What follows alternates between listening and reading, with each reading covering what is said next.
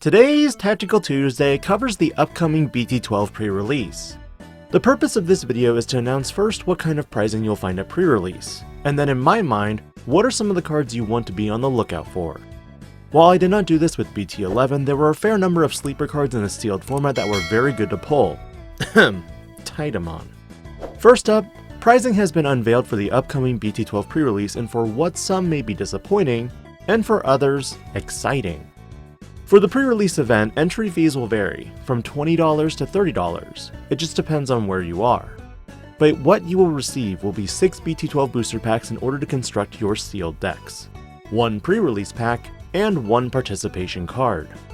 The participation cards are BT3 Bancho Stingmon, an oldie that has piercing and a when attacking effect where this Digimon gets plus 7000 DP, and security attack plus 2 if you attack an opponent's Digimon that has 12,000 DP or more.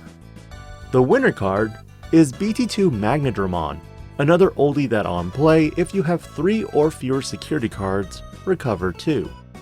It also has a when attacking effect that lets you play 1 yellow level 3 Digimon from your hand without paying its cost. While these cards are antiquated for some players, for collectors and players who are unable to get Special Booster 1.0 or 1.5, this is their chance to also get these cards. But realistically, what are some of the better cards to keep your eyes on? Knowing that you can't bank your expectations on pulling a specific super rare, what are some common uncommon cards that give you an edge? Or for some players, even the rares. Egg-wise, sometimes you don't have a choice in what eggs you use.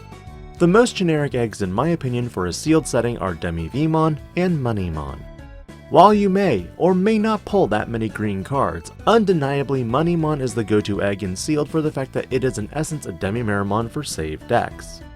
And there are a lot of cards with save in this set. Level 3 wise, because a lot of archetype decks are in this set, you'll likely get a hodgepodge of Tamers and Digimon. While Agumon is a great searcher, maybe you don't get any other Greymon Digimon, or for that matter, Taikamiya. But because there are so many Digimon with save in the card text, this is where I'd lean more in the Hunter's archetype than anything else. For generic purposes though, Pillowmon could be good as a cheap on-play body. Bergamon, Dracmon, and Zenimon as well. Because there are so many Digimon with save, I'd lean more towards these archetypes than anything else. Dracmon will be especially helpful if you happen to pull multiple Tamers, but remember, Tamers are rares unless you happen to pull the Hunter Children who are uncommons. And remember, 6 packs means you have 12 possible rares, and that's if you whiff on all your super rare hits. Level 4 wise, I've marked the ones that I think are good for a sealed setting.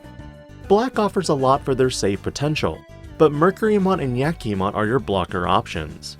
Potemon and Yakimon could combo well with Jagamon, and of course, Clockmon for inheritable jamming. Level 5 wise, there are a slew of great options, Footmon being the chunkiest of the lot, while Metal Greymon offers Raid and Jokermon for cheap evo costs. Astamon was also on my list particularly because if you happen to pull a Quartzmon, well, you might be building in this direction. But you remember those mediocre yellow cards? They could actually be useful when it comes to sealed. But Raid Metal Greymon took a slot because you could play any one of your red or black Tamers that you might pull, considering Takuya and Takato are memory fixers. Not a bad deal, and you can switch targets to something else in play. But for boss monsters, let's say you pull absolutely nothing. No super rares, nothing. It was like pre-release for BT11 all over again. You got that alt-art Eosmon that does nothing, or the alt-art Metal Tyrannomon that made you rage a little bit. There are some rares and even an uncommon option that honestly make for great boss monsters. Imperial Dramon Dragon Mode has potential with the fact that colors don't matter in sealed. It just matters the level. But if you want the effects to actually trigger, the colors will matter. Still, if your level 2 is blue, and then your level 3 is green, bam! Effect covered.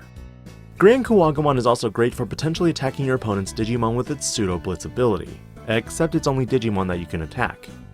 Even Jet Mervamon can prove valuable for simply being a body that can unsuspend and be prevented from leaving play.